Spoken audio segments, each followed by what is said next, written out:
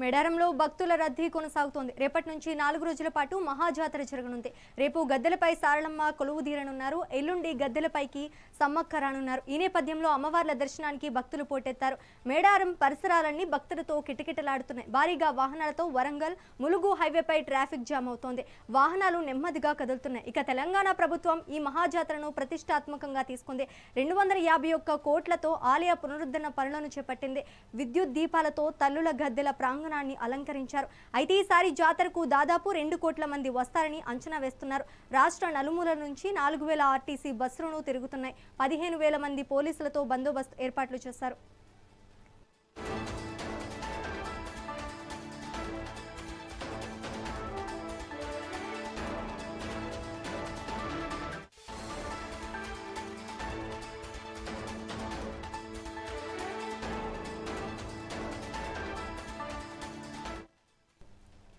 మేడారంలో భక్తుల రద్దీ కొనసాగుతోంది. రేపటి నుంచి 4 రోజుల పాటు మహాజాతర జరగనుంది. రేపు గద్దెలపై సారళమ్మ కొలువుదీరనున్నారు. ఎల్లుండి గద్దెలపైకి సమ్మక్క రానున్నారు. ఈ నేపథ్యంలో అమ్మవార్ల దర్శనానికి భక్తులు పోటెత్తారు. మేడారం పరిసరాలన్నీ భక్తులతో కిటకిటలాడుతున్నాయి.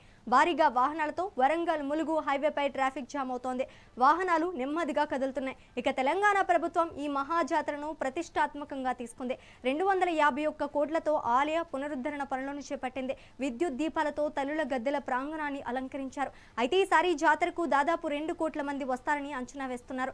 రాష్ట్ర నలుమూలల నుంచి 4000 ఆర్టీసీ బస్సులు తిరుగుతున్నాయి. 15,000 మంది పోలీసులతో బందోబస్తు ఏర్పాటు చేశారు. ఇక ఇదే అంశానికి సంబంధించి మరింత సమాచారం మా ప్రతినిధి కృష్ణ అందిస్తారు. కృష్ణ, చెప్పండి. అభయారణ్యంగా ఉండే మేడారం సమ్మక్క సారలమ్మ మొత్తం జనారణ్యంగా మారింది. ఎటు చూసినా చెట్టు గాని పుట్ట గాని ఎటు చూసినా భక్తులు కనబడుతున్నారు. 2026 మేడారం సమ్మక్క సారలమ్మ జాతర ఇంకా 4 రోజులు జరగనుంది. రేపు అనగా బుధవారం నాడు సారలమ్మ గద్దెల మీద కొలువు తీరుతారు. 28 నాడు సారలమ్మ వస్తుంది. 29 అనగా బుధవారం నాడు సమ్మక్క గద్దెలపై కొలువు తీరుతారు. శుక్రవారం అంటే 30 తారీఖు నాడు ఇద్దరు తల్లులు నిండు గద్దెలు ఉంటాయి కాబట్టి భక్తులు తమ మొక్క అప్పచెప్పడానికి తరలి వస్తారు. ఇక చూసినట్టయితే సుమారుగా 2 కోట్ల మంది వస్తారన్న అంచనాతో ఇప్పటికే ప్రభుత్వం ఆలయ ప్రాణాన్ని సుదీర్ఘంగా అలంకరించింది. విద్యుత్ దీపాలతోనే కానీ తోరణాలతోనే కానీ 250 కోట్లు ఇప్పటికే కేటాయించింది ప్రభుత్వం. దీన్ని చూసినట్టయితే ఆర్టీసీ ఇప్పటి వరకు అయితే 4000 ఆర్టీసీ స్పెషల్ బస్సులను కేటాయించింది.